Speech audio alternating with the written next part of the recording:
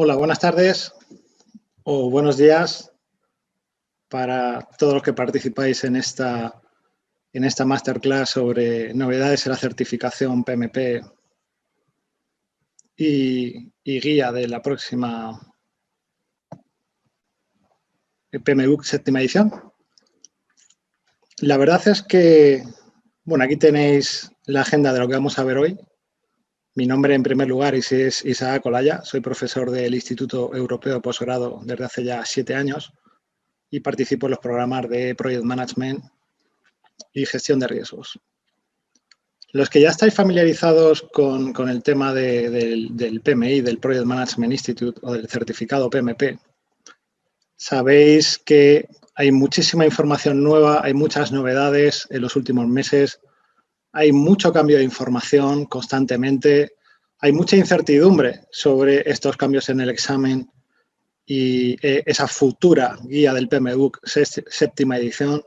Y la verdad es que necesitaríamos, casi por así decirlo, una masterclass de 3 horas o de 4 horas para poder hablar en profundidad absolutamente de todo, ¿verdad? Pero bueno, como no tenemos esa capacidad, vamos a intentar resumirlo de la mejor forma posible y que todos también lo entendamos claramente.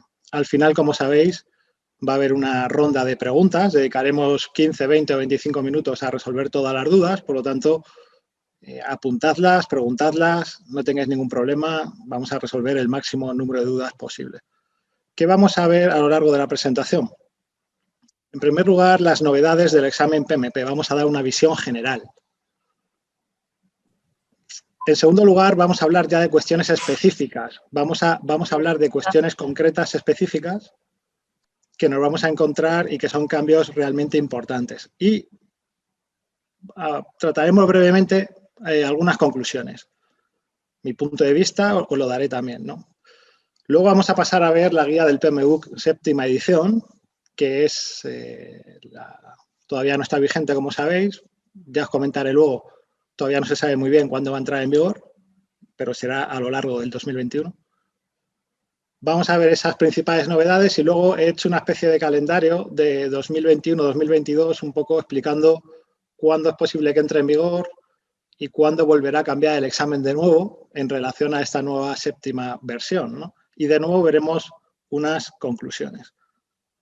La imagen que he elegido para situar ahí, en esta diapositiva, que es una flecha que da un giro de 180 grados, está un poco relacionado con la idea resumen que debéis tener de cómo es las novedades del examen y sobre todo la nueva guía de la séptima edición del PMBOK.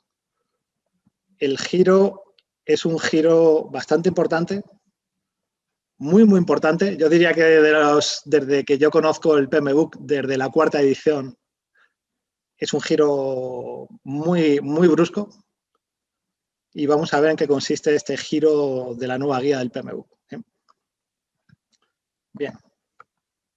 En primer lugar, también quiero que sepáis que todo lo relacionado con el examen, todo lo relacionado con ese proceso de examen, con los prerequisitos, con el formato del examen, con los precios del examen, con ese famoso proceso de auditoría, o sea, todo lo relacionado con el certificado PMP lo podéis encontrar en el manual ese que veis ahí a mano izquierda, que es el PMP Handbook, que es el manual, o por así decirlo, el libro de instrucciones de todo el certificado PMP. Y este manual o este documento es totalmente libre. Si lo buscáis en internet podéis tener acceso a él sin ningún problema. Mucha de la información que yo voy a proporcionar aquí hoy en esta presentación se puede encontrar en este manual de una forma más detallada. Por lo tanto, os animo a que echéis un vistazo cuando podáis. También mucha de la información que vamos a tratar aquí hoy está relacionada con el documento que veis a la derecha, que es lo que se llama el esquema del contenido del examen. Y habla un poco de los dominios, de las tareas, de los facilitadores, que luego vamos a ver dentro de un rato, pero vuelvo a decirlo, es un documento que es libre, es gratuito, os lo podéis bajar, lo podéis consultar. Por tanto, yo os animo a que obtengáis estos 2 documentos y les echéis un vistazo tranquilamente para añadir más información. He querido aquí de una manera rápida, con esta gráfica, comparar lo que era el examen hasta el 2 de enero del 2021, como veis ahí, lo que denomino el sistema antiguo, de lo que es el examen a partir del 2 de enero del 2021, que es el sistema actual vigente, para que veamos un poco las diferencias y los cambios que ha habido. En cuanto a la duración, ya vemos que hay una diferencia. Anteriormente el examen era 240 minutos, es decir, 4 horas, y ahora es un poquito menos, 230, 3 horas 50. Son 10 minutos menos, pero bueno, todo lo que sea menos, mejor. Luego, ¿cómo se hacía el examen? Bueno, pues anteriormente, con el sistema antiguo, por así decirlo, el examen se hacía completo, es decir, tú te sentabas en la silla y hacías las 4 horas seguidas. Es cierto que podrías salir al baño o a tomar un café, una salida rápida, ¿no? Pero es verdad que eran 4 horas, prácticamente 4 horas seguidas, que exigía un alto rendimiento, una alta concentración y llevaba mucha presión encima. Ahora mismo el sistema es mucho más relajado, mucho más sencillo, a mi modo de ver, porque el examen se divide en 3 partes, con 2 descansos cada uno de 10 minutos. Y como veis abajo, se divide en, primero, la primera parte, se desarrolla la pregunta de la 1 a la 60, hay 10 minutos de descanso. En la segunda parte o en el segundo bloque se tienen que completar las preguntas de la 61 a la 120, hay otro descanso de 10 minutos. Y por último, la tercera parte o el tercer bloque del examen se desarrolla las preguntas de la 121 a la 180. Por lo tanto, luego lo veremos en la diapositiva de conclusiones, pero desde luego es mucho más, desde mi punto de vista, más sencillo, más relajado, más flexible y no se hace tan duro, por así decirlo, como estar 4 horas a pleno rendimiento, que es muy complicado. Otro pequeño cambio es el número de preguntas. Anteriormente eran 200, como podéis ver ahora son 180, por lo tanto hay 20 preguntas menos. Vuelvo a repetir, todo lo que sea menos, mejor.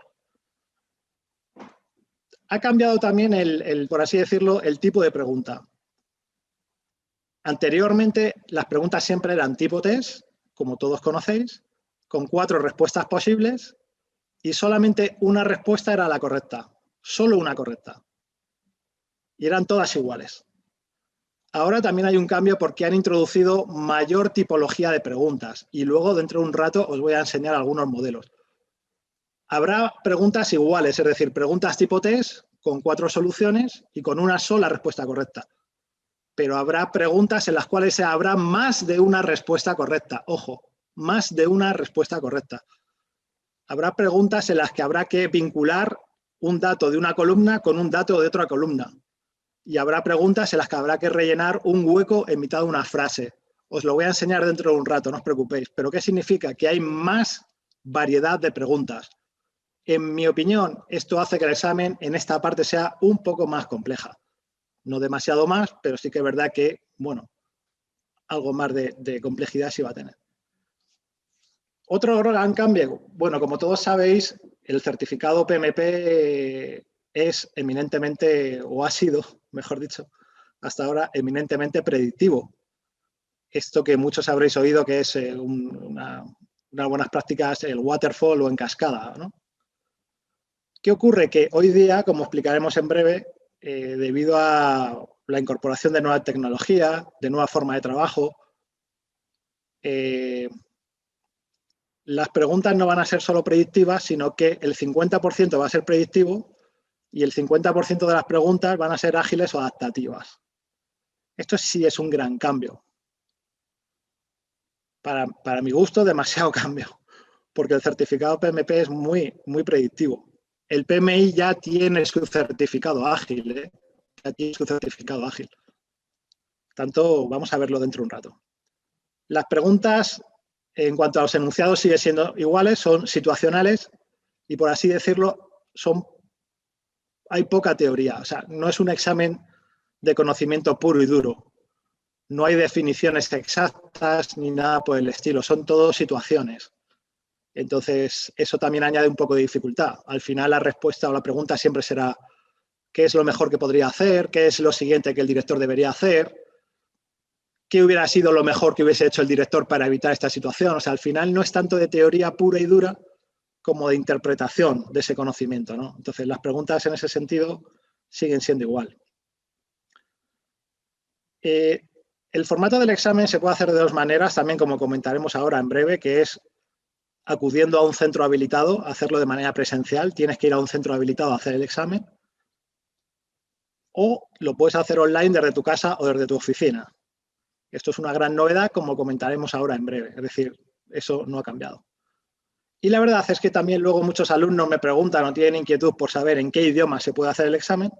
El examen se puede hacer en cualquiera de los 16 que están reconocidos por el PMI. Castellano, inglés, polaco, italiano, francés, chino continental, chino mandarín, árabe, no recuerdo todos, pero bueno, 16. Se podría hacer 16 idiomas, cualquiera. Luego, esto es una pregunta muy recurrente y yo lamentablemente no puedo dar la solución correcta porque creo que nadie la tiene. Y es, ¿cuántas preguntas hacen falta para aprobar el examen? ¿Qué porcentaje de preguntas hay que tener correctas para ser apto? Pues es el gran misterio. Es decir, lamento decirlo así, pero al PMI le resultaría muy sencillo poner un dato, es muy sencillo, podría decir perfectamente, hace falta tener un 70% de preguntas para aprobar el examen, pero no lo dice. Hasta, creo recordar, el 2009 o una fecha similar, el PMI sí que en su página web recogía un dato. Y yo creo que ese dato se ha ido transmitiendo de profesor a alumno, de profesor a alumno, de profesor a alumno. Y es un poco el dato que ha llegado hasta nuestros días, ¿no? Pero se habla en torno de un 67% de preguntas acertadas. Pero vuelvo a decir, el PMI no ofrece este dato, que lo sepáis. Otro gran cambio es que hasta enero del 2021, como veis ya en la parte de abajo de la diapositiva, las 200 preguntas del examen se dividían en 5 dominios. Había un 13% de preguntas que hablaban del inicio, por lo tanto había 26 preguntas, ¿no? El 13% de 200 preguntas son 26. Había un 24% de preguntas de planificación, es decir, 48. Había un 31% de preguntas de ejecución, es decir, 62. Un 25% de preguntas de control, 50, y un 7%, 14, de cierre. Eso era como se distribuían las preguntas. Ahora ha cambiado totalmente y ha dado un giro a lo que veis a la derecha. Ahora los dominios son 3, no son 5. Ya no son inicio, planificación, ejecución, control y cierre, sino procesos, personas y negocio. Esos son los 3 los 3 dominios sobre los que se va a preguntar. El 50% de las preguntas serán de procesos, el 42% de personas y el 8% de negocio. De las cuales el 50% serán predictivas y el 50% serán ágiles. Y en lugar de 100 y 100, como veis ahí, pues serán 90 y 90. Es decir, la mitad de las preguntas son predictivas y la mitad son ágiles. Por lo tanto, ahí vemos en este cuadro, en esta diapositiva con mucha información, lo que vemos es esa comparativa entre el sistema antiguo, por así decirlo, del examen y el examen actual. Resumen, un poco más corto en cuanto al tiempo, se puede estructurar en 3 partes diferentes o en 3 bloques diferentes, hay descansos entre ellas, hay algunas preguntas menos, hay mucho más formatos de preguntas diferentes y se incorpora con gran fuerza el enfoque ágil o adaptativo dentro de este tipo de examen. Por lo tanto, este sería un poco el resumen. Vamos a hablar de una manera más puntual. Claro, los que conocéis ya la guía del PMBOK, sexta edición, que es la actual, sabéis que no hay mucho contenido dedicado al entorno ágil o adaptativo. Yo me atrevería a decir que en la guía del PMBOK, que tendrá 600 o 650 páginas, probablemente ni el 10% de las páginas hagan referencia al entorno ágil o adaptativo. No hay demasiado contenido ágil o adaptativo. Claro, ¿de dónde van a sacar todas las preguntas del enfoque ágil o adaptativo? ¿Qué contenido van a incorporar al examen para hacer tantas preguntas sobre el entorno ágil o adaptativo?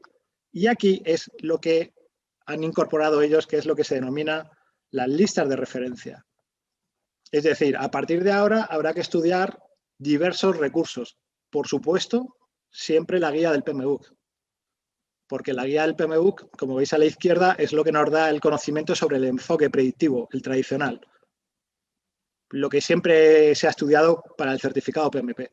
Pero además, como veis, hay que estudiar no todo lo que veis a la derecha. Esto no significa que haya que estudiarse todos esos libros, pero sí es cierto que va a ser recomendable echar un vistazo o leerse alguno de ellos. Entonces, como veis, hay mucha información relacionada con el enfoque ágil. Lo que yo recomiendo, por supuesto, leerse el PMBOK y por lo menos hay que leerse y analizar bien el primer documento, que es la guía ágil del PMI. Yo creo que la guía del PMBOK para la parte predictiva y la guía ágil para la parte ágil o adaptativa, esos son imprescindibles. Que además tengo la posibilidad de echar un vistazo, de leerme alguno de los libros que viene ahí, perfecto.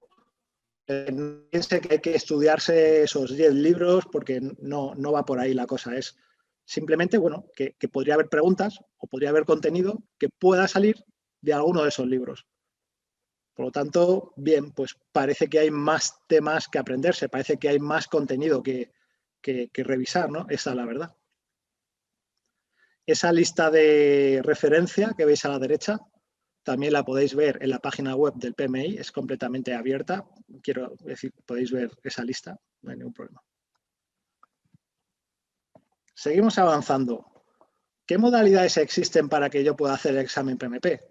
Pues básicamente las que ya existían, pero simplemente a modo de recuerdo. Lo que se llama el Center-Based Testing, es decir, acudir a un centro habilitado, que actualmente lo gestiona la empresa que se llama Pearson VUE. Hay muchísimos centros, en teoría, en prácticamente todos los países. El examen se hace de forma presencial. Básicamente todas las salas son un poco parecidas a lo que veis en las fotografías, es decir, hay una persona que está vigilando y luego hay puestos individuales en los cuales se hace el examen. Básicamente lo vais a encontrar algo similar a eso. Esta modalidad está sujeta a disponibilidad. Los centros habilitados no suelen ser muy grandes. Si os dais cuenta en la fotografía, hay 6 o 7 puestos individuales. Los centros Pearson VUE, a no ser que vayáis a uno realmente grande, van a ser más o menos así y por lo tanto está muy sujeto a disponibilidad. Es decir, si yo quisiera hacer el examen PMP lo antes posible y buscara fecha, a lo mejor no encuentro fecha en una semana o en 2 semanas. Necesito un poco más de margen para que haya algún centro con disponibilidad. Por lo tanto, también hay que planificar un poco cuándo quiero hacer el examen y la disponibilidad que hay en los centros. ¿Dónde se puede ver la disponibilidad? ¿Dónde se pueden ver los centros que hay? En el link que os dejo ahí, ¿no? Dentro de la página web de Pearson VUE, pues hay un apartado en el cual se pueden ver los centros que hay en todo el mundo y la disponibilidad que tienen. Está muy bien organizado. Y para hacer el examen, pues hay que presentarse con el carnet de identidad, el DNI, el pasaporte. Realmente el PMI lo que dice es que es válido cualquier documento gubernamental que tenga una fotografía y una firma. Por lo tanto, entiendo que hasta el carnet de conducir sería válido, el pasaporte, el carnet de identidad. Documento gubernamental con fotografía y con firma.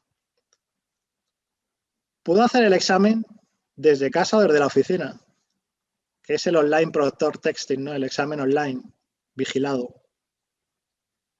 Es un servicio que tiene mayor disponibilidad que el anterior porque en principio es un servicio 24/7, es decir, si hubiese disponibilidad yo podría hacer el examen un sábado a las 3 de la madrugada. Hay más facilidad de encontrar disponibilidad. Hay que reservarlo también. Requiere tener un ordenador con webcam. Se necesita, que te lo va a requerir el PMI, un servicio de Internet fiable, ¿no? Para que no haya cortes o interrupción en el servicio de Internet y pueda haber cortes en el examen. Tiene que ser un lugar sin interrupciones.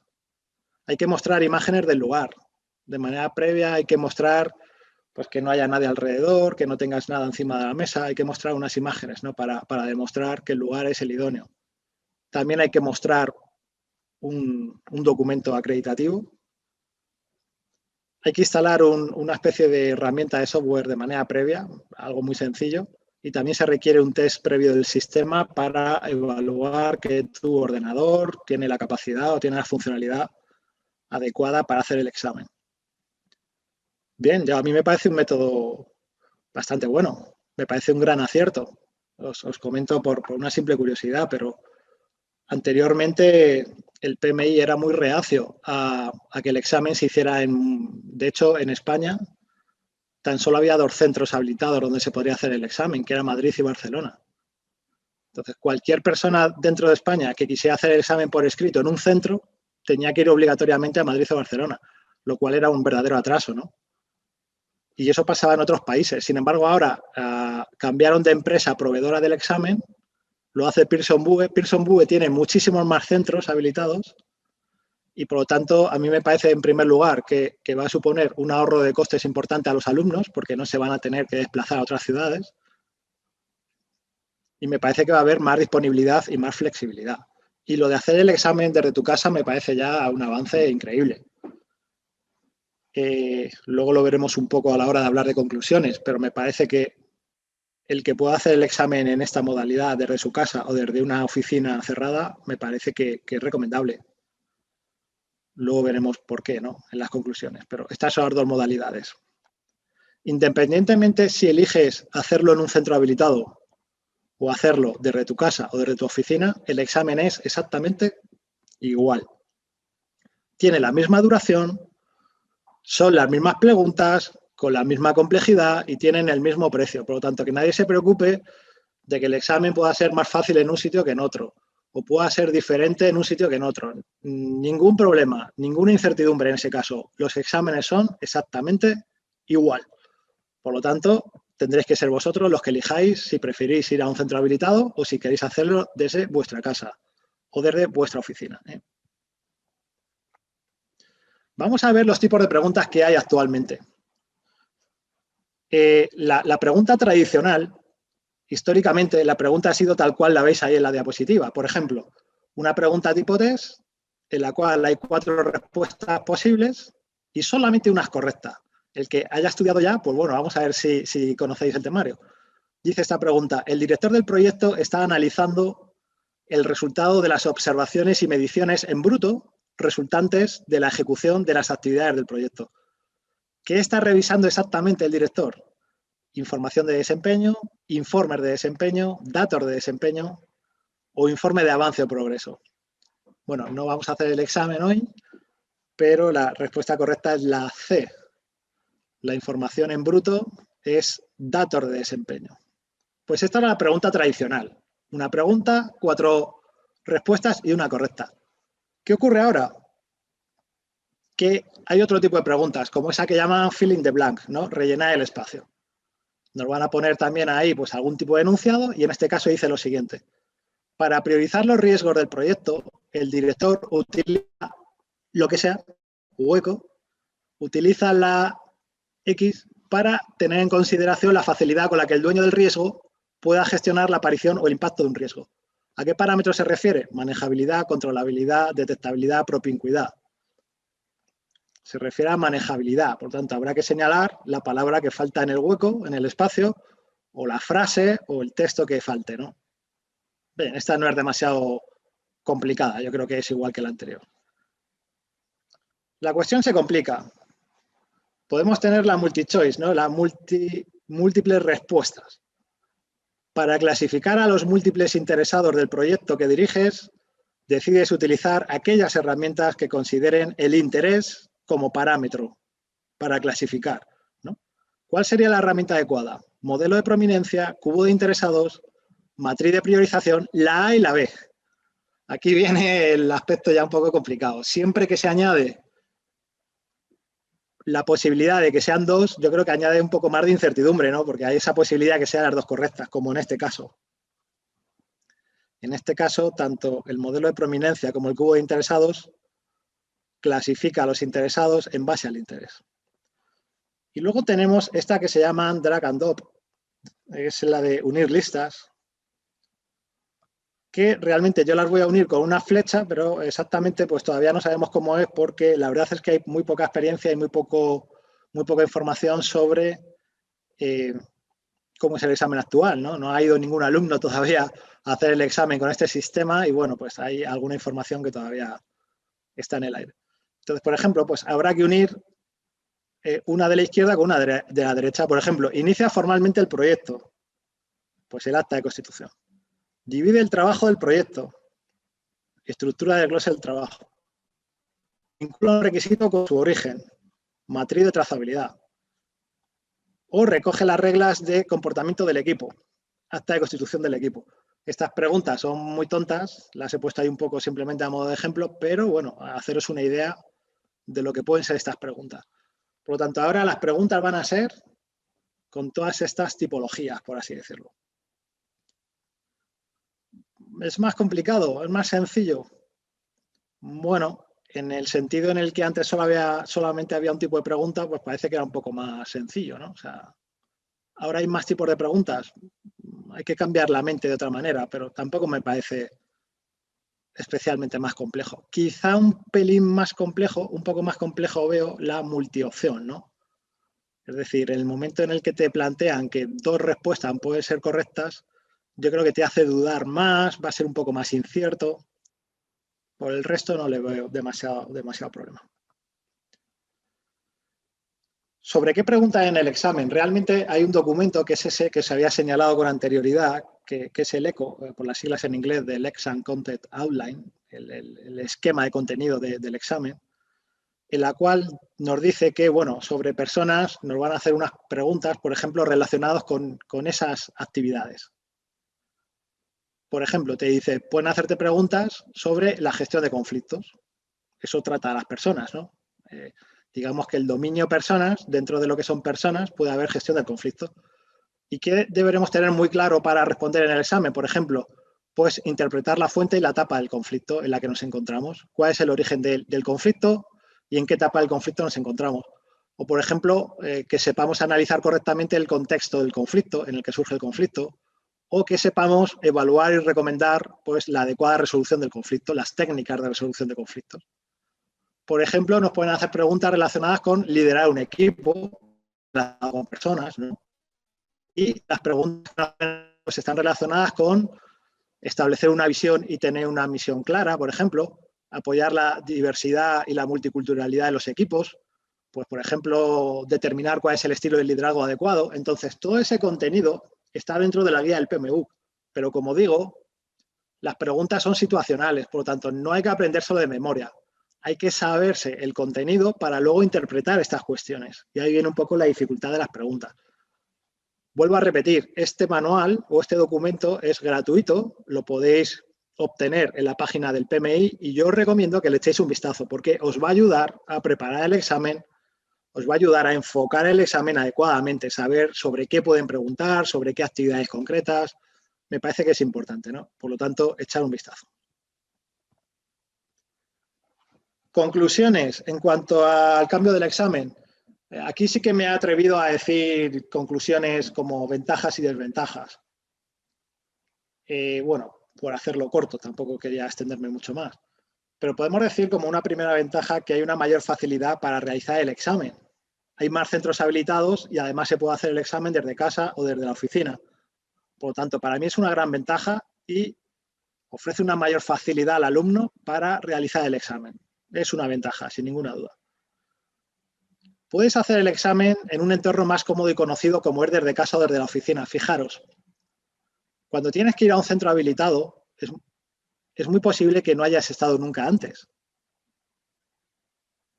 Y eso exige que necesitas una preparación minuciosa de dónde está el centro, cuánto tiempo vas a tardar en desplazarte hasta allí, si llega el transporte público o no, si tienes aparcamiento para ir en coche o no, si vas a encontrar bien en la calle y el local o no, es decir, si es a una hora por la mañana muy pronto, tienes la incertidumbre de si vas a llegar tarde o no, es decir, simplemente trasladarte de tu casa al centro examinador te puede generar una ansiedad bastante grande, de verdad. Os parecerá una tontería, pero no lo es. Es mucho más relajado ir a un sitio o estar en un sitio que ya conoces.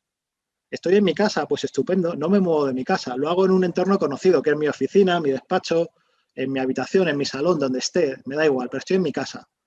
O en mi oficina, que sé dónde está, sé lo que tardo en llegar, sé que puedo ir en coche, en transporte público, no estoy agobiado, no tengo ansiedad, es decir, parecen situaciones o escenarios, elementos menores, pero ojo, hay que considerar todo, ¿no? Por lo tanto, En este sentido, un entorno más cómodo y conocido es una ventaja. La estructura del examen es más flexible. Cuando yo hice el examen y tienes que estar 4 horas sentados a pleno rendimiento con un nivel de atención elevadísimo para responder 200 preguntas en 4 horas, era una prueba, yo siempre se lo digo a mis alumnos, yo creo que hay muchos alumnos míos aquí, os saludo a todos, siempre os digo que es una prueba psicológica. Por supuesto es una prueba de conocimientos, pero era una prueba muy psicológica. Aguantar 4 horas seguidas a máximo rendimiento.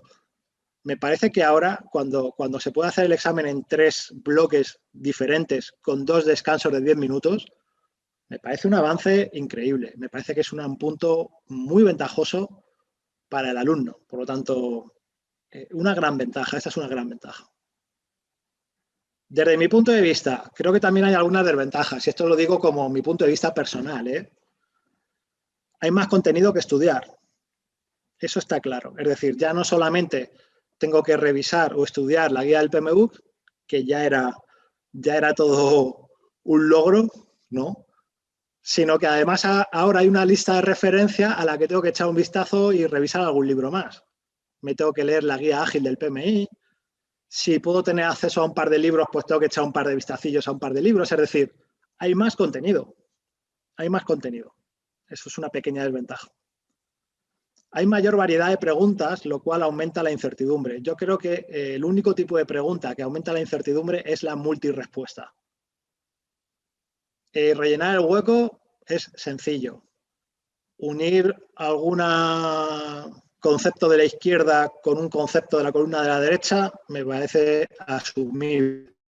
Ahora, lo que me parece que añade un nivel de incertidumbre es que haya más de una respuesta correcta en una pregunta. Eso sí me parece que puede hacer dudar mucho. Puede hacer dudar mucho. Y para mí, desde mi punto de vista de mentalidad casi predictiva total, ¿no? por el trabajo que hago, creo que requiere cierto conocimiento de entornos ágiles o adaptativos, ya que el 50% de las preguntas son en este entorno. Por lo tanto, a todos aquellos de vosotros que trabajáis en entornos predictivos como el mío, ¿no? En proyectos de construcción inmobiliaria, desarrollos de proyectos inmobiliarios, os puede llegar a costar entender esa idea de lo que significa el entorno ágil o adaptativo. Porque a mí me cuesta. Encuentro alguna dificultad. Nunca he trabajado en esos entornos, nunca he utilizado esas buenas prácticas, no conocía demasiado esa filosofía que subyace después en el entorno ágil. Entonces entiendo que haya personas a las que les resulte ahora pues un poco más complicado adquirir ese conocimiento del entorno ágil, ¿no? Para mí es una pequeña desventaja. Como digo, es una opinión mía personal. Bien, por lo tanto, hasta aquí llegaría, por así decirlo, la parte que hace referencia a las novedades del examen. Y vuelvo a repetir que podéis echar un vistazo a los documentos que os decía al principio porque viene mucha más información más detallada. Vamos ahora a ver qué podemos esperar de la guía del PMBOK séptima edición. Bien, ahí os he hecho un pequeño resumen, pues por no irme más atrás desde el PMBOK cuarta edición, que es con el que yo estudié y con el que yo me certifiqué. Yo me certifiqué en marzo del 2010. O sea, va a hacer ahora 11 años. Y yo me examiné con el PMBOK cuarta edición. Como veis, había 9 áreas de conocimiento: integración, alcance, tiempo, coste, calidad, recursos humanos, comunicaciones, riesgos y adquisiciones, y había 42 procesos directivos. En el 2013 aparece la nueva guía del PMBOK quinta edición. Como veis, hay algunos cambios. Se pasa de 9 áreas de conocimiento a 10. Son las mismas que las anteriores, pero como veis ahí abajo, la última está señalada en azul, se incorpora interesados. Y también aumenta el número de procesos, se pasa de 42 a 47. Y el último cambio que hemos tenido en el 2017 fue la guía que actualmente está vigente, que es la sexta edición, en la cual sigue habiendo esos 10 áreas de conocimiento, lo único que cambia es la denominación de alguno de ellos. En lugar de tiempo se habla de cronograma y en lugar de recursos humanos se habla de recursos. Y los procesos vuelven a aumentar de 47 a 49. Entonces, como veis, simplemente en esta diapositiva tan sencilla os podéis dar cuenta de que la evolución siempre ha sido a mayor volumen de información. Se pasa de 40 procesos a 49. Se pasa de 9 áreas de conocimiento a 10. Y realmente os puedo decir que se pasa de un libro que tiene 450 páginas a uno que tiene 650. O sea, la evolución siempre ha sido a más contenido, más contenido, más contenido. ¿Qué nos encontramos ahora? ¿Por qué cambia el PMBOK? ¿Por qué cambia la guía del PMBOK? Como veis ahí cada 4 o 5 años.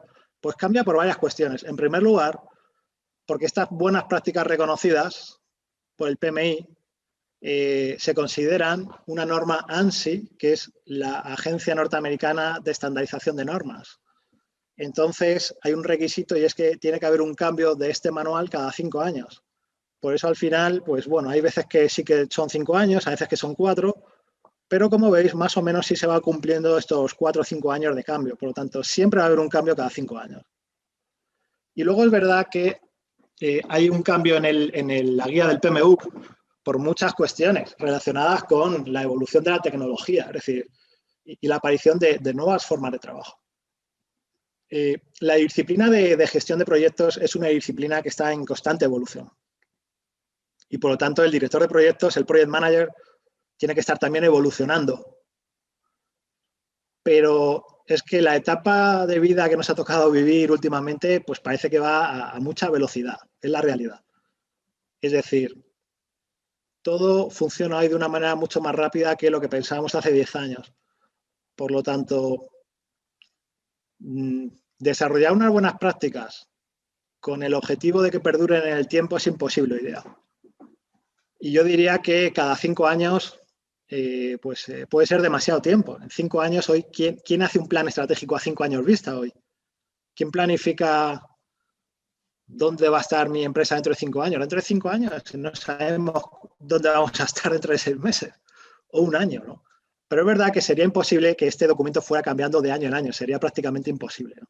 Entonces, bueno, evoluciona la tecnología, aparecen nuevas formas de trabajo y luego es verdad que algo de lo que nos quejábamos mucho quienes manejábamos habitualmente la guía del PMU es que se estaba convirtiendo en un libro prácticamente inmanejable en cuanto a su tamaño. 600 y pico páginas, cada vez más procesos, cada vez más herramientas, cada vez más documentos. Y yo creo que es tan malo el defecto que el exceso. Es decir, no es una cuestión de introducir más procesos, más herramientas, más documentos, más áreas de conocimiento. Creo que por ahí no iba la cosa, ¿no? Y a mí me parecía que esta guía tenía que aligerarse, tenía que hacerse más corta y manejable. Y yo creo que eso sí lo han hecho muy bien los señores del PMI porque han dicho, oye, esto hay que cambiarlo. Y la nueva guía del PMU, que es mucho más corta, mucho más ligera, mucho más manejable y mucho más aplicable, desde mi punto de vista. ¿Cuáles son las principales novedades así en general que ahora pasaremos a explicar de manera particular? Bien, siempre se ha estudiado, siempre se ha desarrollado estas buenas prácticas en lo que se llama por procesos directivos, que lo vamos a ver ahora. Pues ahora no se habla de procesos, sino de principios. Por lo tanto, el primer cambio importante es se pasa de procesos a principios. Segundo gran cambio, se hablaba de áreas de conocimiento, como hemos visto antes, que son esas 10 que veis ahí, integración, alcance, cronograma, coste, etc. Pues ahora se pasa de áreas de conocimiento a lo que se denomina dominios. Vamos a ver ahora también qué significa esto. Y aparece, bueno, no es que sea nuevo este término, ya aparece, muchos lo conocéis, que es el tailoring, la adaptación. Cómo adaptar las buenas prácticas a tu proyecto en particular. Cómo hacer esa adaptación, cómo hacer un traje a medida a tu proyecto. Pues eso que antes simplemente se explicaba de pasada, ahora se va a dedicar un capítulo completo a esa idea de tailoring o de adaptación. Vamos a verlo de forma detallada. Este es un diagrama que nos ofrece el PMI para explicar de forma rápida los cambios. Hay algunos apartados, como veis, que no hay cambios significativos, pero, por ejemplo, el primero es lo que deja claro que se pasa de procesos a principios. Es decir, ya no se va a poner tanto énfasis en el cómo hacerlo, sino en el qué y por qué hacerlo. Por eso se incorpora con mucha fuerza la idea de negocio. ¿Por qué hay que hacer este proyecto? ¿Cuál es la justificación? Por lo tanto, de procesos a principios. En segundo lugar, como veis, de áreas de conocimiento a dominios, como lo vamos a ver ahora también dentro de un rato. Y nos vamos a centrar más en resultados que en entregables. Los que conocéis estas buenas prácticas sabéis que se habla mucho de los entregables, el entregable del proyecto, el entregable de una fase, pero se va a empezar a hablar más de resultado del proyecto, ¿no? De cómo se aporta valor en cuanto a resultado. El proyecto se puede desarrollar un entorno interno y externo, eso no hay cambio significativo, es lo mismo. Que estas buenas prácticas se apliquen a la mayor parte de los proyectos o a algún proyecto, pues ahí no tiene cambio significativo. ¿A quién llega o quién es la audiencia ideal de este manual o de estas buenas prácticas? Pues sí que es verdad que hay una identificación de roles amplia y detallada. Esto es cierto, pero bueno, tampoco es que sea un cambio significativo.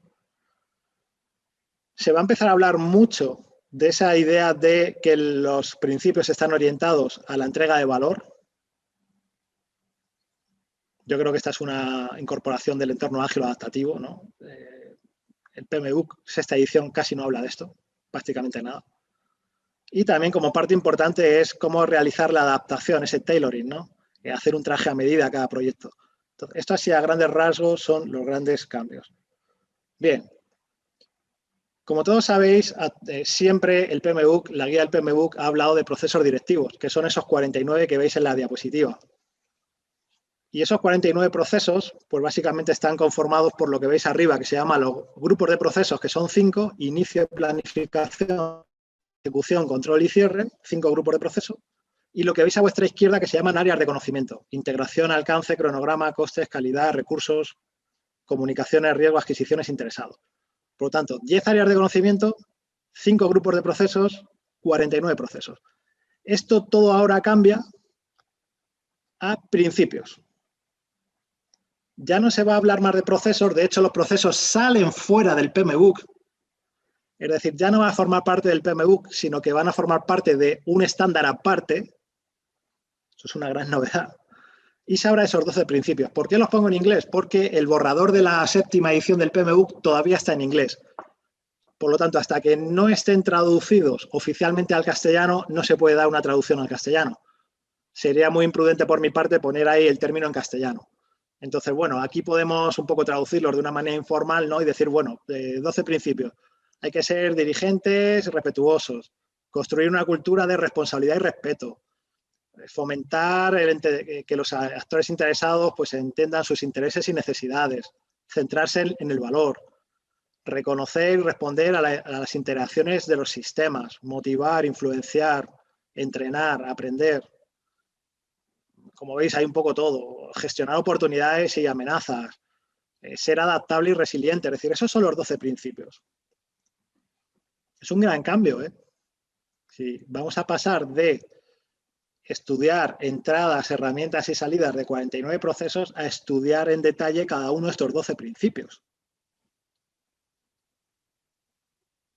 Aquí los tenéis los 12. ¿Cómo se van a desarrollar estos 12 principios? También os he puesto aquí un pequeño recorte.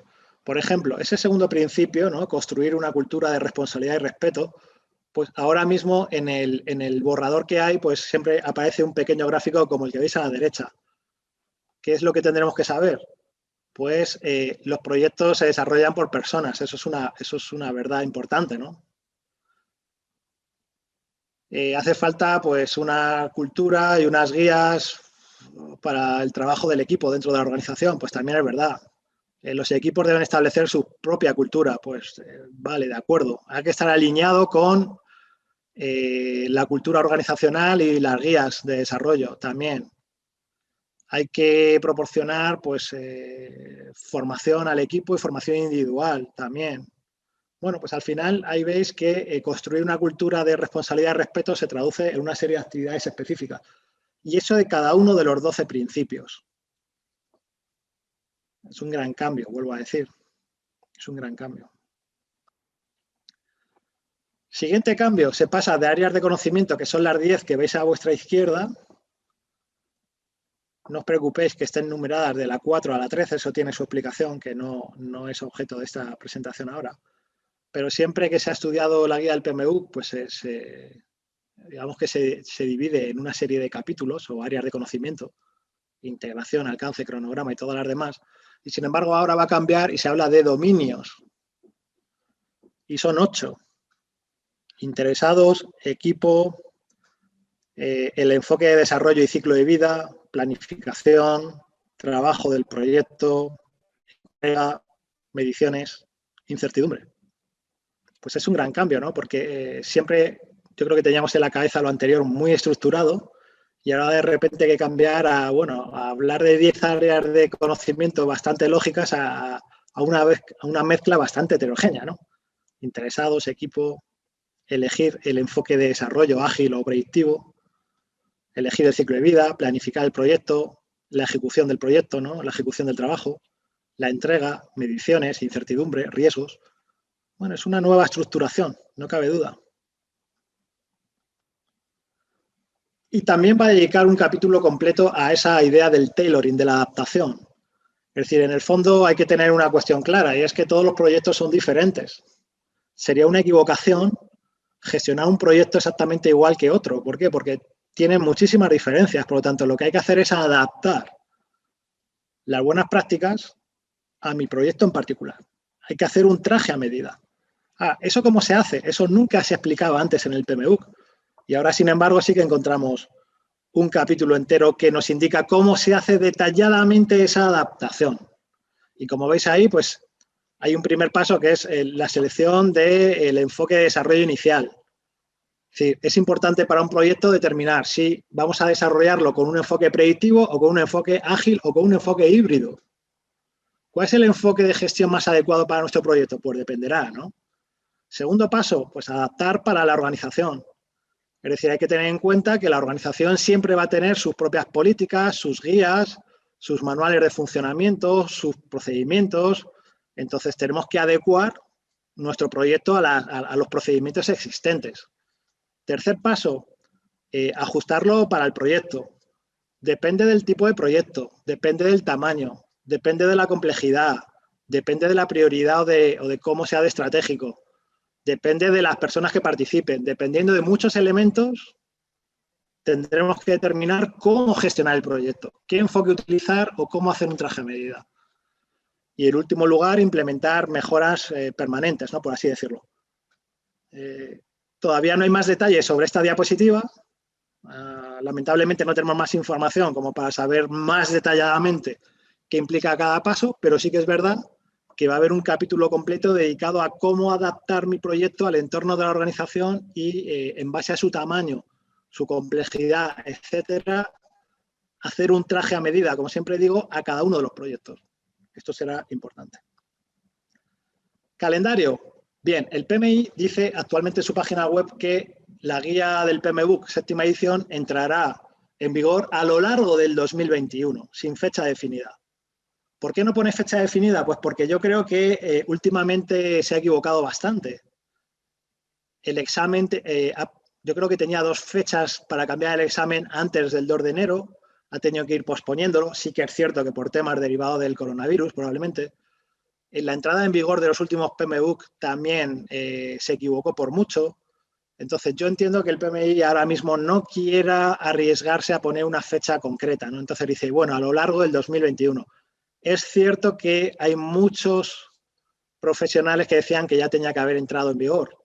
La estimación que yo hago, yo creo que va a entrar en vigor el tercer trimestre del 2021, es decir, junio, julio, agosto, incluso podría ser hasta septiembre, por ahí le va a andar. Mayo incluso, bueno, no creo que antes, más o menos, pero como digo, es una estimación. ¿Cuándo va a haber una traducción al castellano? Bueno, una vez que aparece en inglés, que siempre aparece en primer lugar en inglés, que es el idioma oficial del PMI, normalmente tardan 1 o 2 meses en que aparezca la versión en castellano, traducida oficialmente. Normalmente. Tendrá que haber un nuevo cambio del examen, porque entra en vigor una nueva versión del libro, por lo tanto, el examen tendrá que volver a cambiar en cuanto a su contenido. Bien, pues tradicionalmente se deja un periodo de 4 o 6 meses hasta que cambia el examen. Imaginaros, vamos a hablar un poco de hipótesis. Imaginaros que el PMBOK séptima edición entrase en vigor el 1 de julio del 2021. Pues es muy probable que hasta, por ejemplo, agosto, septiembre, octubre, noviembre, hasta noviembre o diciembre no cambiaría el examen. Es decir, dejarían como 4, 5, 6 meses entre medias para actualizar manuales, para actualizar simuladores, para actualizar materiales, un poco para ir adecuándonos. Es decir, el cambio del examen no se hace de manera automática de un día para otro. Normalmente hay un periodo de cadencia, por así decirlo. Estimación, yo creo que al final del 2021 o primer trimestre del 2022, yo creo. ¿Y cuál será la vigencia que tenga el PMU séptima edición? Como todas, entre 4 o 5 años. Por lo tanto, podemos pensar que en el 2026 habrá la octava edición, si no antes.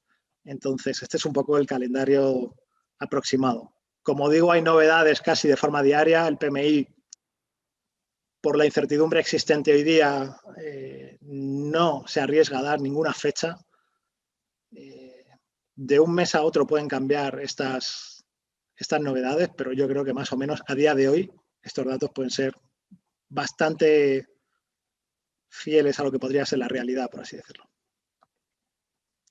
Bien, conclusiones de manera rápida. Aquí no me he atrevido a decir si son ventajas o desventajas, porque eso ya es muy particular.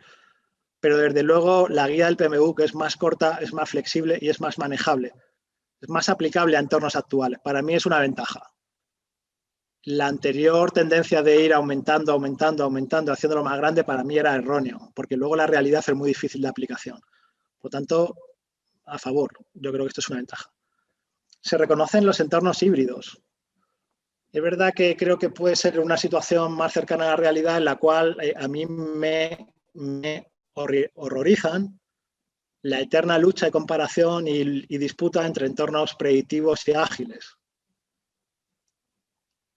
Quizá no se haya todo blanco-negro, ¿no? Quizá ya sea todo un poco más gris. Es decir, quizá la tendencia sea entornos híbridos, no lo sé. Hay proyectos en los que es probable que sí que se ajuste más un entorno predictivo, hay proyectos que parece que se ajustan más un entorno ágil y hay proyectos que ¿por qué no voy a utilizar lo mejor de los dos? Es decir, bueno, pero se reconocen estos entornos híbridos cada vez más.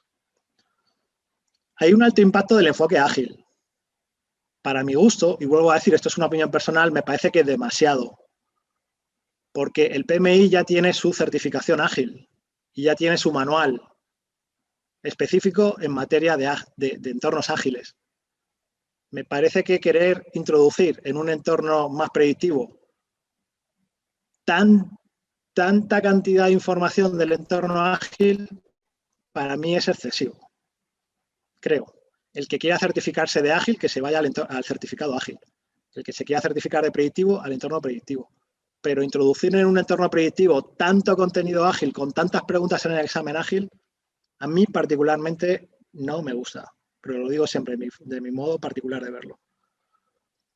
Los principios pretenden que sean universales. Los procesos, pues al final estimar costes o estimar duración o identificar riesgos puede ser una idea que todo el mundo más o menos asimilamos. Y más o menos hemos hecho todos, aunque no supiéramos que se llamaban así, ¿verdad? Ahora, el tema de los principios son tan universales. A veces yo tengo esa duda de si los principios no tienen una parte muy subjetiva, dependiendo de la cultura, de las costumbres, del entorno, se puede interpretar de diferentes maneras. A mí me queda duda, necesito ver, como veis ahí que he puesto, falta información aún para emitir unas conclusiones definitivas. Necesito ver más información, necesito que el PMI proporcione más detalle del contenido para saber un poco, tener un análisis un poco más formado. Porque a mí me genera esa duda, ¿no? Si los principios son tan universales, si no son demasiado generales, ¿cómo aterrizar eso en el día a día? Lo tengo que ver, tengo que verlo, no lo tengo tan claro, particularmente hablando. Entonces, falta información todavía, falta información. Bien, pues vamos a abrir ahora, si os parece, un turno de debate. Voy a ver aquí el chat, que por lo que veo hay muchísimas preguntas. Algunas que ya he ido respondiendo, ¿verdad? Vamos a ir viendo aquí. Francisco López decía que qué simuladores podemos encontrar que ya incluyan los nuevos tipos de preguntas que hay en el examen. Bueno, yo por mi posición ahora mismo de profesor de la escuela del Instituto Europeo de Posgrado y Y bueno, pues ciñéndome un poco al código de ética del PMI, no puedo enumerar ninguno ni citar algunos sobre otros. Es decir, actualmente pues, a mí me consta que ya hay simuladores que están actualizados, pero bueno, en particular no te puedo decir ninguno. Vamos a ir un poco más para abajo.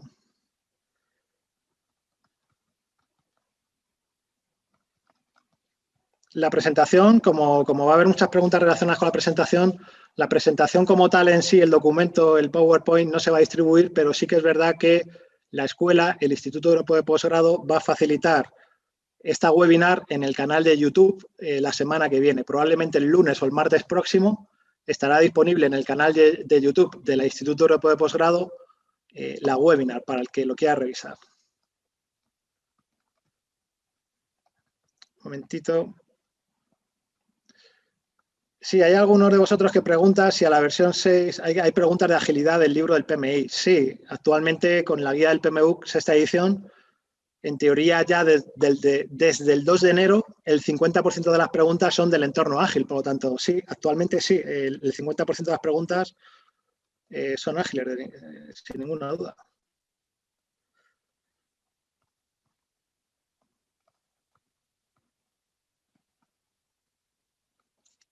Un momentito, por favor. Entiendo que la certificación solo dura 3 años. ¿Hay que volver a presentar el examen cada 3 años o existe otro proceso? No es necesario presentarse al examen cada 3 años. Simplemente hay que cumplir con eso que llaman los 60 PDUs, que son como puntos que hay que ir consiguiendo para mantener el certificado cada 3 años. Pero no hay que volver a examinarse. Cada 3 años es cierto que tiene un coste de mantenimiento. O sea, cada 3 años hay que pagar $70, creo, o $60, pero no hay que volver a examinarse. Sigo, a ver, con las preguntas.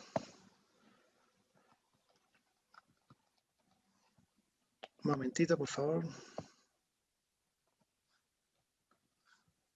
Que voy a ir buscando preguntas.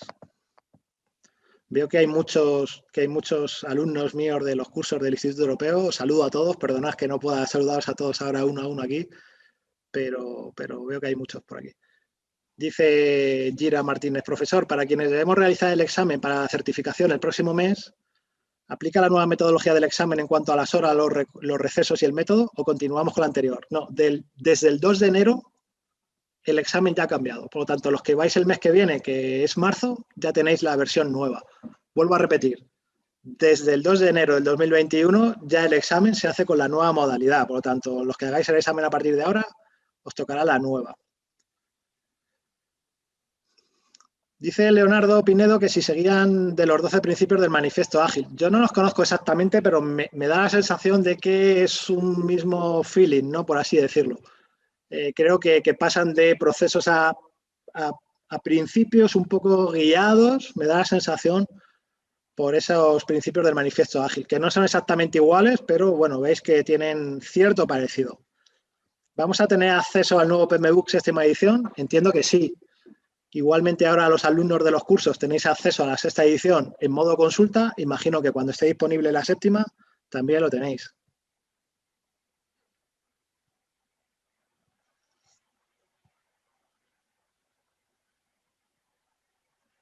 Sigo bajando para abajo para ver alguna pregunta más.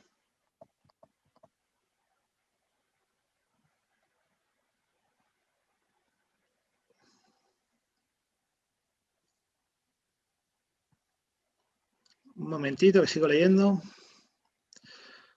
Dice Juliana Arbeláez, con la nueva actualización de la guía y las novedades en el examen de certificación, el máster de Project Management que tenemos en curso sí nos preparará para esta nueva versión del examen. Sí, sí. Es de gran importancia porque en el momento de la inscripción se garantizó que uno de los objetivos era la preparación. Sí.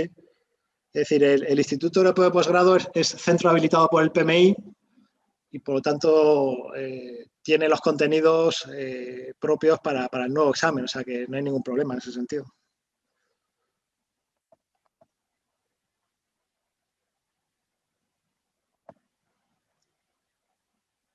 Aquí preguntan que si la certificación es obligatoria o es importante. Hombre, yo creo que obligatorio en la vida no es nada, ¿no? Es recomendable. Es decir, si te dedicas a la dirección de proyectos y quieres visualizarte como project manager y tener una certificación que está internacionalmente reconocida, pues hombre, yo creo que tener la certificación es un plus. Por tanto, no obligatorio no, pero bueno, a los que nos dedicamos a la dirección de proyectos, desde luego, es un extra. Nubia Rodríguez dice que si se puede presentar el examen sin haber finalizado la maestría. Entiendo que sí. Si cumples los prerequisitos necesarios para presentarte al examen, te puedes presentar siempre y cuando los cumplas en cualquier momento. Ana Belén del Pozo pregunta que si las preguntas de múltiples respuestas serán como el ejemplo indicando una respuesta como la A y la C, o existen preguntas que sin indicarlo puedas tener que elegir entre dos opciones. Este punto tan detallado no sabría decírtelo al 100%, por lo que te decía. No hay alumnos aún que hayan ido al examen con el nuevo formato. Entonces, realmente las preguntas con múltiples respuestas, si van a ser solamente la A y la B, la A y la C, o que no te digan nada y hay que elegir dos, está todavía por definir. Aquí sí que no podría decirte. Pero en el caso en el que te digan que hay dos correctas, pues ya sabes que pueden ser varias las opciones correctas, ¿no? Pregunta Olmar Giovanni Chavarría que si tiene algún coste adicional la presentación del examen. Sigue costando lo mismo. El coste del examen se sigue manteniendo igual que el anterior, por lo tanto, en este sentido no cambia. Gustavo Guzmán pregunta que yo ya soy certificado con base en el cambio sustancial del PMBOK, ¿cambia las políticas de la recertificación? Realmente no, es decir, vuelvo a repetir que cuando eres certificado PMP no hay que volver a reexaminarse, simplemente mantenerse actualizado. Por lo tanto, no, hay que seguir formándose, hay que seguir acudiendo a ponencias, a eventos, hay que seguir participando en webinars. Es decir, todo lo que había que hacer antes para mantener el certificado sigue siendo válido a día de hoy. Liliana Leal pregunta que en qué fecha recomiendan entonces preparar el examen. Pues la fecha cuando uno esté preparado. Siempre lo digo. Es decir, nadie mejor que uno para saber si estás preparado o no. Pero bueno, hay que prepararlo específicamente 2 o 3 meses, de forma concienzuda, por así decirlo. Por lo tanto, lleva su tiempo prepararlo.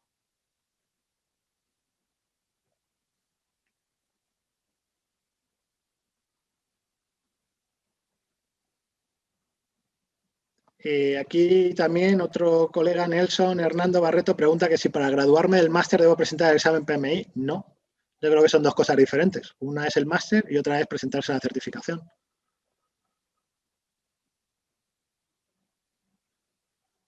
El coste de presentarse al examen y con cuánta antelación hay que inscribirse, todo eso, todo ese detalle lo podéis encontrar en el documento que os he dejado en la segunda o la tercera diapositiva, en lo que se llama el PMP Handbook o el libro de referencia del certificado. Ahí podéis ver todo el proceso de solicitud del examen, los costes del examen, los prerequisitos, es decir, lo podéis ver ahí todo y os remito al documento para que lo veáis con mucho más detalle.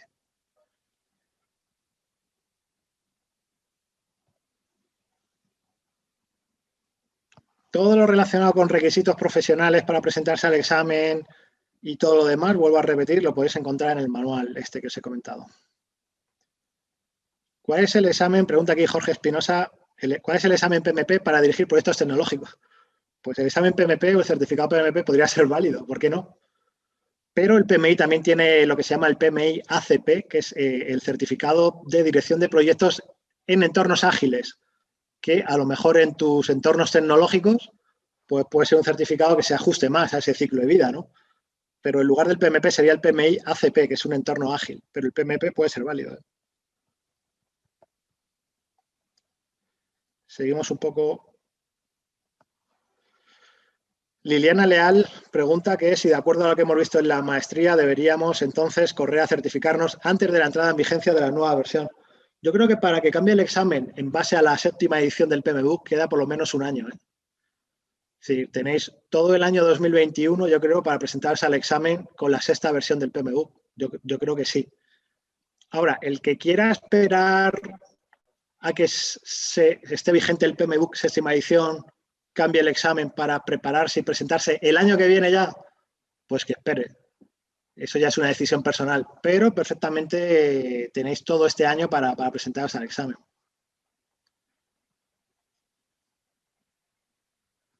Dice James Meneses que para mí hay una situación compleja en la parte interpretativa, ya que cada quien tiene su modo de interpretar y para la calificación se tendría en cuenta la interpretación de cada persona. Ojalá, ojalá. Ojalá, porque en el fondo, claro, es que había una vez un artículo de un profesional de la dirección de proyectos que decía, la dirección de proyectos es una disciplina en la que, y decía entre comillas, el depende es muy importante, y es verdad. Es decir, siempre que hay una pregunta, puedes responder de una forma correcta. Depende de muchas cuestiones, depende del tamaño del proyecto, depende de la complejidad del proyecto, depende del entorno donde se desarrolle. Entonces, el examen no es en absoluto interpretativo. El examen, bueno, vamos a ver. Es cierto que puede haber algunas preguntas que puedan estar sujetos a análisis. Porque hay preguntas que pueden ser, por ejemplo, ¿qué es lo mejor que podría hacer el director para solucionar este problema? Y claro, lo mejor, en ningún sitio viene escrito siempre es mejor esto que lo otro. O siempre es mejor primero hacer esto que hacer otra cuestión. Es decir, no viene ese orden, no viene nunca escrito en ningún sitio qué es mejor que otra cosa. No viene nunca en ningún sitio qué hay que hacer primero que otra cosa. Entonces, en algunas ocasiones sí puede haber alguna cuestión interpretativa, eso es cierto, pero eso no se valora. Es decir, es un examen tipo test y hay que responder, para bien o para mal, es lo que tenemos.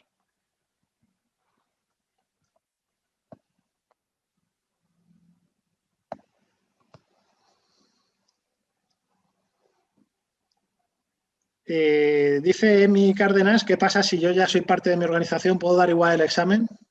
No entiendo muy bien la pregunta, pero bueno. Si no eres, ya no soy parte de mi organización, ¿puedo dar igual el examen? Sí. Si lo dices por la experiencia, a la hora de acreditar la experiencia en dirección, sí, sí, no pasa nada. No hay ningún problema. Sigo viendo alguna pregunta. Dice Camilo Garavito, si se está iniciando en este momento con el estudio de la sexta edición, ¿se recomendaría estudiar más agilidad y regresar a tradicional cuando salga la séptima edición? Mi recomendación personal para este año sería que siguierais estudiando normal, es decir, que se estudie la guía del PMBOK sexta edición, que se estudie también la guía ágil, que es mucho más sencilla que el PMBOK, porque es una guía que tiene 30 y pico, 40 páginas, y que el que quiera examinarse, que se examine. Siempre estamos, quiero decir, cuando yo me examiné de la cuarta edición, al poco tiempo cambió a la quinta, es decir, siempre estamos con ese debate de qué hago, ¿me examino ahora o me espero un año y medio para la siguiente? Es que siempre te va a pillar algo por medio, es decir, el que quiera certificarse y hoy día con el PMBOK sexta edición y con la guía ágil ir al examen, que lo haga sin ningún problema y que se mantenga actualizado cuando salga la nueva versión a través de webinar o de ponencias o de asistir a eventos, pues no hay ningún problema. El que quiera esperar porque tenga alguna voluntad especial de esperar para sacárselo con la nueva versión, que se espere, eso ya es una decisión de cada uno, no hay ningún problema. Pero vuelvo a decir, el que tenga pensado ir al examen este año, que vaya, que se estudie el PMBOK sexta edición y que se estudie la guía ágil y vaya al examen, ningún problema, ¿eh?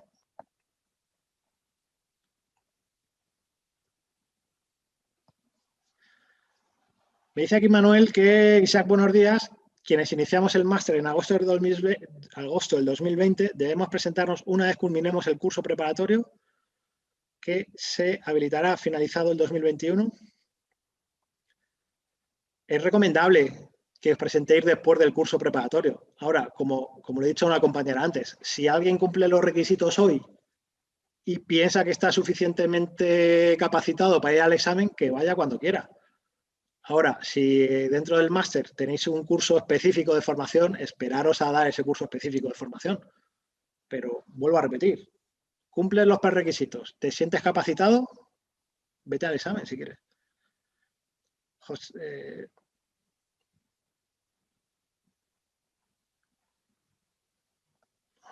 A ver si veo alguna pregunta más.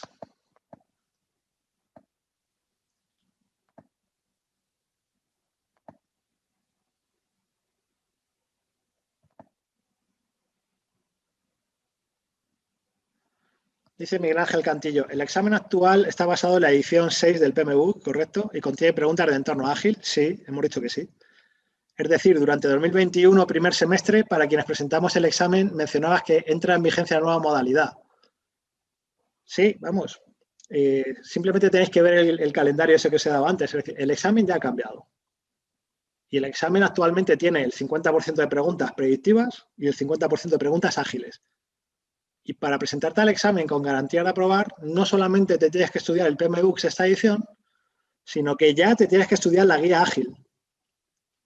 Te tienes que estudiar esos 2 manuales, por lo menos. Y eso durante todo el 2021 seguro.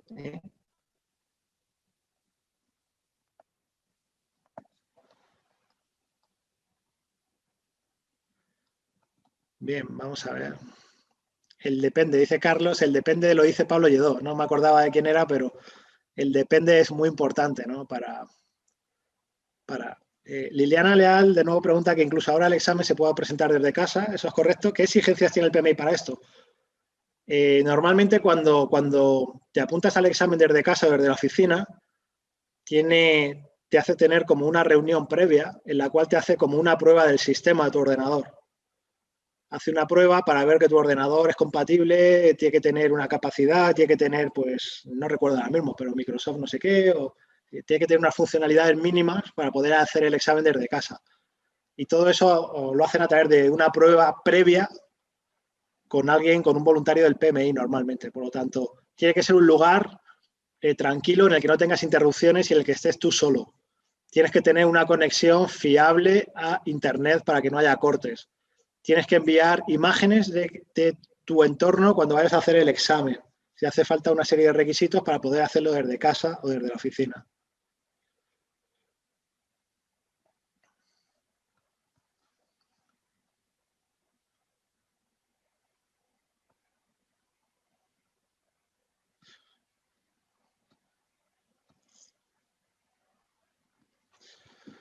Dice Camilo de nuevo que cómo de útil es estudiar las áreas de conocimiento actualmente teniendo en cuenta que cambiará dominios.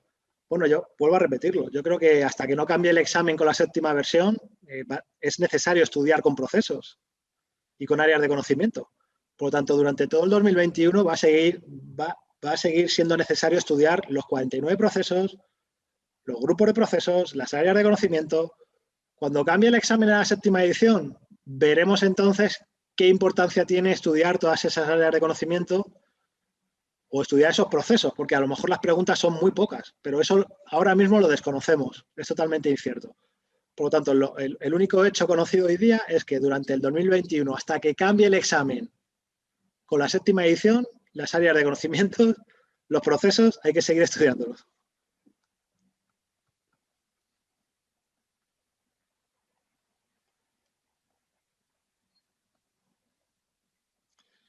Dice Rommel que al terminar un máster podría ser suficiente como para aprobar el examen de la certificación. Probablemente sí, si el máster es un máster en dirección de proyectos y se ha visto el enfoque del PMI, pues es probable que te pueda ser útil.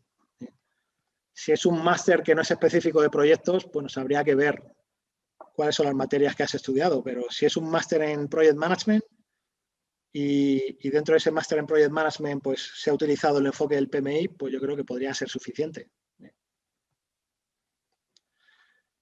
Dice Juan David Betancourt qué opino de la certificación 21.500 con respecto a la PMP, qué ventajas tiene tener una a otra.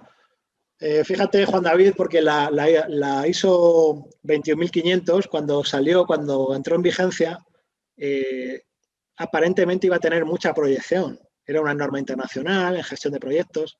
Y luego creo que se ha diluido bastante. Es decir, hubo una incertidumbre ahí durante unos años que no se sabía si iba a certificar personas, organizaciones. A día de hoy creo que incluso sigue sin certificar personas. Lo único que se certifica es lo que se llama Lead Auditor, o sea, ser auditor de la ISO 21500, pero a menos que alguien me diga lo contrario, creo que no se certifican personas con esta ISO 21500.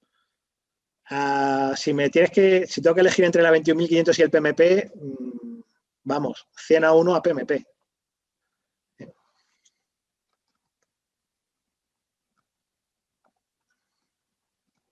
Sigo leyendo algunas, a ver si veo algunas. diferentes, porque todo lo que sea proceso sobre el examen os remito.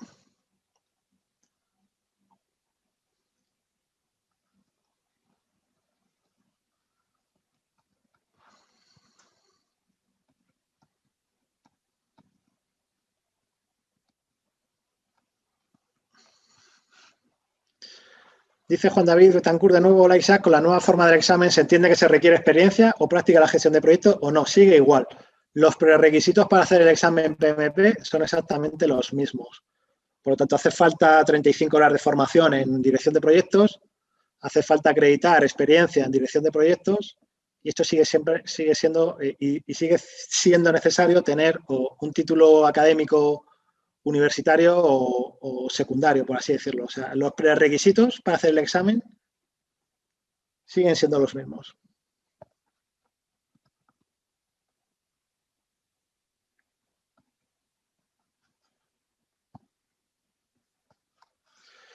Bien, por mi parte hay muchas preguntas, pero hay muchas preguntas relacionadas con el formato del examen, los prerequisitos, el proceso de solicitud y como os he dicho anteriormente, la mejor forma de tener el conocimiento detallado de eso es descargarse el libro que es gratuito del PMI, el que se llama el PMP Handbook, lo podéis ver al inicio de la presentación y ahí podéis ver todas las dudas que estáis planteando, que son muchas en relación al proceso del examen, de solicitud, de prerequisitos, de precios, etcétera, etcétera, dentro de esa diapositiva y de ese manual. Por mi parte, nada más. La verdad es que muchas gracias. Ha sido un placer para mí poder comentaros, aunque sea de una forma tan rápida, estas novedades.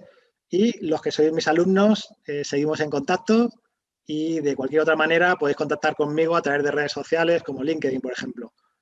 Muchas gracias a todos y que tengáis un buen día.